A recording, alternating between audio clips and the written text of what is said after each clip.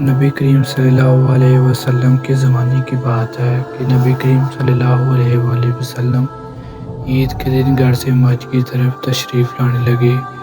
راستے میں آپ صلی اللہ علیہ وآلہ وسلم نے کچھ بچوں کو کھیلتے ہوئے دیکھا تو انہوں نے اچھے کپڑے پہنے ہوئے تھے۔ بچوں نے سلام عرض کیا تو نبی کریم صلی اللہ علیہ وسلم نے جواب ارشاد فرمایا۔ اس کے بعد آپ صلی اللہ علیہ وآلہ وسلم نے آگے چل کر دیکھا تو ایک بچے کو خاموشی کے ساتھ اداس بیٹھا دیکھا۔ آپ صلی اللہ علیہ وسلم اس کے قریب رک گئے اور اس بچے سے پوچھا، تمہیں کیا ہوا؟ کیا وجہ ہے کہ تم اداس اور پریشان نظر آ رہے ہو؟ اس نے رو کر کہا، اے اللہ کے محبوب صلی اللہ علیہ وآلہ وسلم، میں یتیم مدینہ ہوں، میرے سر پر باپ کا سایہ نہیں ہے جو میرے کپڑے لا دیتا، میری امی مجھے نہ لا کر نئے کپڑے پہنا دیتی، اس لیے میں یہاں اداس بیٹھا ہوں۔ نبی کریم صلی اللہ علیہ وسلم نے اسے فرمایا کہ تم میرے ساتھ آؤ۔ آپ صلی اللہ علیہ وسلم اسے ساتھ لے کر واپس اپنے گھر تشریف لے آئے اور سیدہ عائشہ سے فرمایا، میرا انہوں نے عرض کیا، لبیک یا رسول اللہ، اے اللہ کے رسول، میں حاضر ہوں۔ آپ صلی اللہ علیہ وسلم نے فرمایا، تم اس بچے کو نہلا دو۔ چنانچہ اسے نہلا دیا گیا۔ اتنے میں نبی کریم صلی اللہ علیہ وسلم نے اپنی چادر کے 2 ٹکڑے کر دیے۔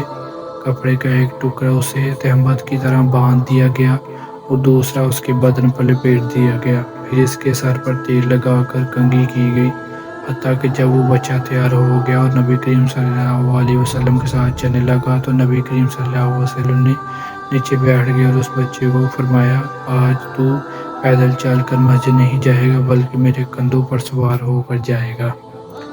نبی کریم صلی اللہ علیہ وسلم نے اس یتیم بچے کو اپنے کندھوں پر سوار کر لیا اور اس حالت میں اسی گلی میں تشریف لائے جس میں بچے کھیل رہے تھے۔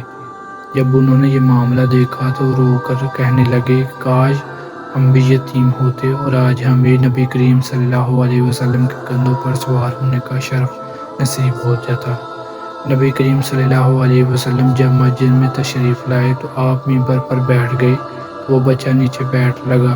نبی کریم صلی اللہ علیہ وسلم نے ارشاد کر کے فرمایا، تم آج زمین پر نہیں بیٹھو گے بلکہ میرے ساتھ منبر پر بیٹھو گے۔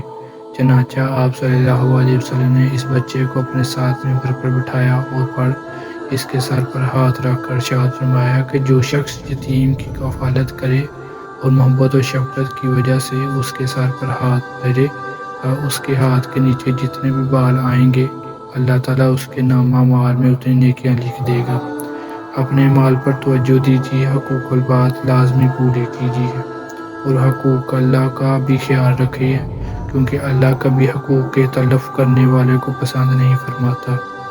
قیامت کے دن اللہ اپنے حقوق تو معاف فرما دے گا مگر حقوق البات یعنی اللہ کے مخلوق کے حقوق جو آپ نے ادا نہیں کیے ہوں گے ان کو معاف نہیں فرمائے گا۔